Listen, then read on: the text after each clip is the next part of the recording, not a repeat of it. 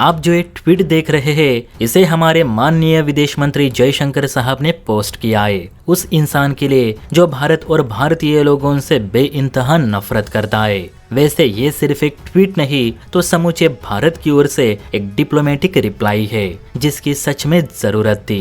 दरअसल आप सभी जानते हैं कि कल अमेरिकी ट्रेड एडवाइजर पीटर नवारो ने भारत पर सैंक्शन 380 लगाने की बात कही थी। बात नहीं तो एक प्रकार से धमकी ही दी थी।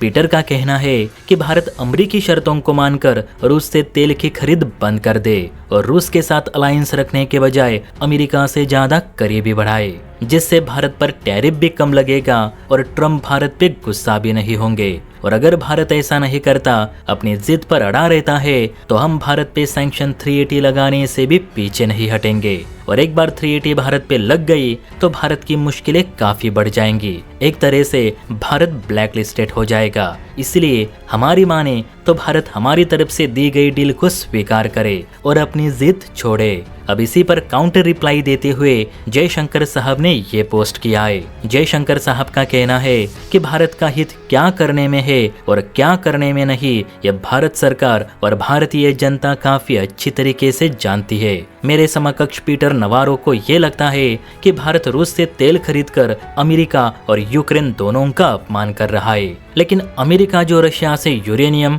पोटैश और खाद की खरीद कर रहा है, क्या उससे यूक्रेन को बुरा नहीं लगता होगा? हाल ही में ब्रिटेन ने लगभग 1.5 बिलियन पाउंड का कोयला रशिया से खरीदा है, क्या उसे देख यूक्रेन को गुस्सा नहीं आया होगा? जर्मनी तो पूरे यूक्रेन युद्ध के दौरान रशिया से तेल और गैसेस की आयात कर रहा है, क्या उसे देख यूक्रेन को बुरा नहीं लगता? या अमेरिका को सिर्फ भारत ही दिखता है जो रशिया से क्रूड ऑयल परचेस कर रहा है? जयशंकर साहब के मुताबिक इस समय 50+ देश रशिया से ईंधन खरीद रहे, जिसमें खुद अमेरिका भी शामिल है। लेकिन व्हाइट हाउस के अधिकारी टिप्पणी सिर्फ भारत पर करते हैं कि भारत रूस से सबसे ज्यादा ऑयल खरीद रहा है, जबकि खरीद तो सब रहे, लेकिन नाम भारत का आगे।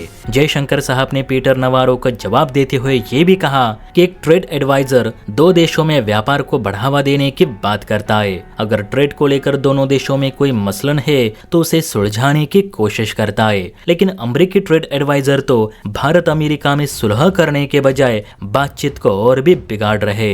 ये उचित नहीं। भारत रशिया से तेल खरीदकर कोई आपराधिक काम नहीं कर रहा, जिसे लेकर नवारो ऐसे 380 सैंक्शन लगाने की धमकियां दे रहे। और अगर अमेरिका को सच में भारत पे ऐसे सैंक्शंस लगाने ही है तो बेशक लगाए। भारत अन्य सहयोगी देशों के साथ ट्रेड करेगा, लेकिन भारत कोई अमेरिका का नौकर नहीं जो अमेरिकी प्रशासन के इशारों पे अपना हित अनहित देखेगा। भारत पहले भी ये बात साफ कर चुका है कि देश की ऊर्जा जरूरतों को पूरा करने के लिए भारत हर देश से तेल, कोयला और गैसेस खरीदेगा, क्योंकि ये हमारी जरूरत है और इसी पर हमारी अर्थव्यवस्था भी निर्भर करती है। इसलिए ऐसी धमकियां देकर भारत अपने पांव पीछे नहीं खींच सकता। जयशंकर साहब का ये बयान फिलहाल काफी चर्चा का विषय बन चुका है, क्योंकि हमारे विदेश मंत्री ने अमेरिकी ट्रेड एडवाइजर को न सिर्फ बोल्ड रिप्लाई दिया है, बल्कि दुनिया भर के देश रूस से क्या क्या खरीद रहे हैं, इवन अमेरिका भी, इसका पूरा ब्यौरा भी नवारो के सामने रख दिया, जिससे कि नवारो को भी समझ आ चुका होगा कि वो किस देश के खिलाफ झूठा प्रोपेगेंडा चला रहे।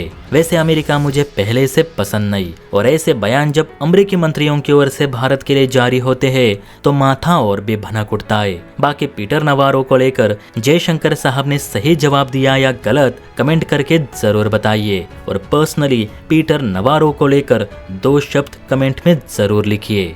जय हिंद।